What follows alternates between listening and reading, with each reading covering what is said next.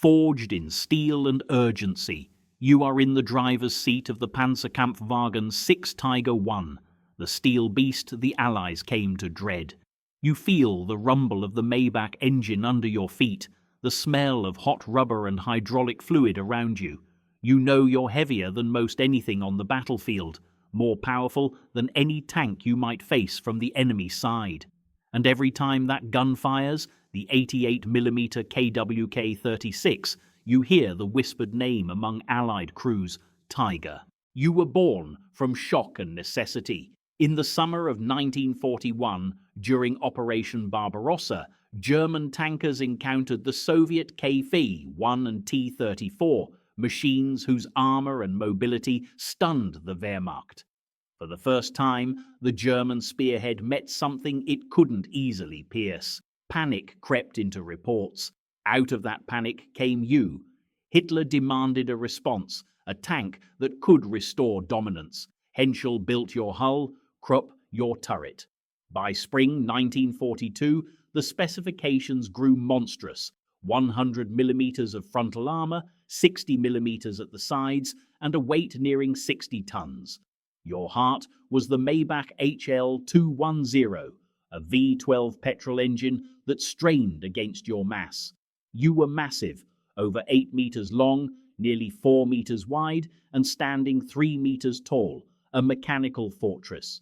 You carried the dreaded 8.8 centimeter KWK-36, a gun that could split open enemy armor from 2 kilometers away. It was a refinement of the feared 8.8 anti-aircraft gun, a weapon the Allies already loathed. But perfection had a price. You were slow. You sank in mud. Your road wheels froze in the Russian winter. Every journey risked mechanical failure. You demanded constant attention, hundreds of man-hours for every few miles of travel. You were no ordinary machine. You were a myth being built from bolts and fear. First blood. You roll into the front lines of Leningrad in August 1942, your first trial by fire. The terrain is soft, the air thick with smoke, and your crew nervous. 4 Tigers were sent, 3 break down before firing a shot. But one, your sister, fires, and the echo of that shot crosses the lines. At first, the enemy thinks they see a mirage, something enormous emerging from the tree line, a gun longer than any they'd known. The first T-34 struck by a Tiger shell disintegrates before understanding what hit it. Word spreads. Somewhere out there, the Germans have a monster. You begin to appear in Kharkov, in the forests around Kursk, and later in Tunisia. Your first engagements are small, but your effect outsizes your numbers. Enemy tankers start calling every large German silhouette Tiger. Every sound of a heavy engine makes men's hands tremble on their triggers. To the Allied soldier, the Tiger becomes a rumor that kills before it's seen. Crews talk of shells bouncing harmlessly off your armor. Infantry whisper of entire units halted by a single Tiger waiting at the end of a road. The Tiger phobia begins, part truth, part myth, holy terror, first blood. You roll into the front lines of Leningrad in August 1942, your first trial by fire. The terrain is soft, the air thick with smoke, and your crew nervous. 4 Tigers were sent. 3 break down before firing a shot, but one, your sister, the fires, and the echo of that shot crosses the lines. At first, the enemy thinks they see a mirage, something enormous emerging from the tree line, a gun longer than any they'd known. The first T-34 struck by a Tiger shell disintegrates before understanding what hit it. Word spreads. Somewhere out there, the Germans have a monster. You begin to appear in Kharkov, in the forests around Kursk, and later in Tunisia. Your first engagements are small, but your effect outsizes your numbers. Enemy tankers start calling every large German silhouette Tiger. Every sound of a heavy engine makes men's hands tremble on their triggers. To the Allied soldier, the Tiger becomes a rumor that kills before it's seen. Crews talk of shells bouncing harmlessly off your armor. Infantry whisper of entire units halted by a single Tiger waiting at the end of a road. The tiger phobia begins, part truth, part myth, holy terror. The monster's ghost. The war ends. You are left scattered across Europe, burned-out hulks on muddy fields, abandoned giants rusting in silence. A few survive intact, captured by the Allies. One of you, Tiger 131, is taken in Tunisia. Today it still runs, a relic that growls like a ghost from the past. Historians call you over-engineered, inefficient, strategically wasteful. They say your cost, millions of Reichsmarks, thousands of hours, tons of fuel, outweighed your battlefield impact. But the men who faced you know differently.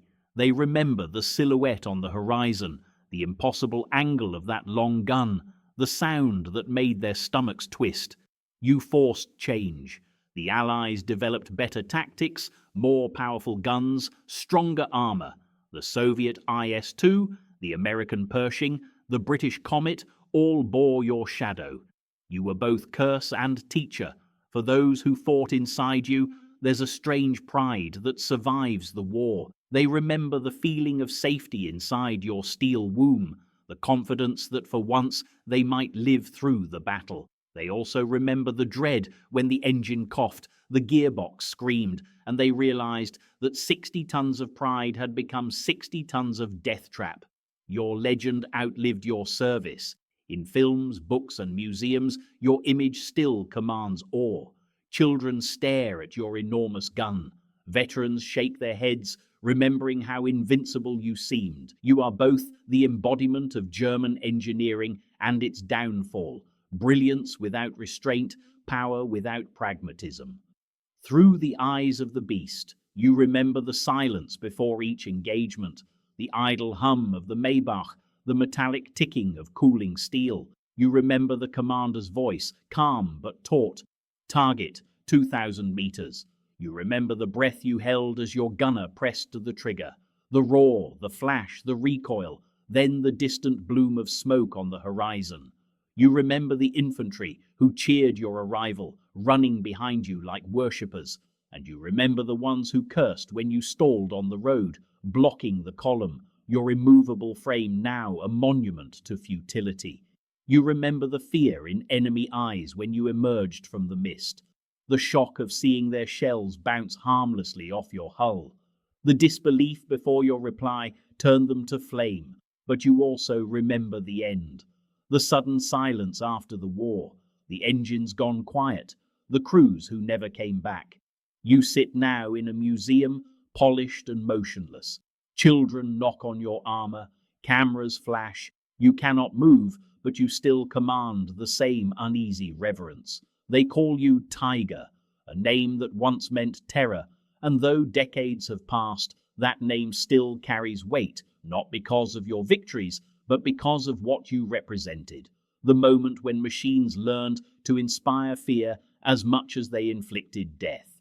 You were not the most numerous tank, nor the most practical, but you changed the psychology of warfare. You turned the idea of a tank into something larger, a symbol of domination, of dread. Every Allied soldier who heard your engine approaching felt it in his chest before seeing it. Every crew who survived a Tiger encounter carried the memory in silence. You weren't just steel and fire, you were the echo of inevitability. The Tiger Eye didn't win the war, but it redefined how men understood fear on the battlefield. It showed that a machine could command respect not through numbers, but through presence, that war was not only fought with weapons, but with what those weapons made men believe. And so, when the dust of history settles, when the echoes fade, you remain. The tank that terrified the Allies, the roar that haunted the battlefield, the tiger that changed what it meant to be afraid.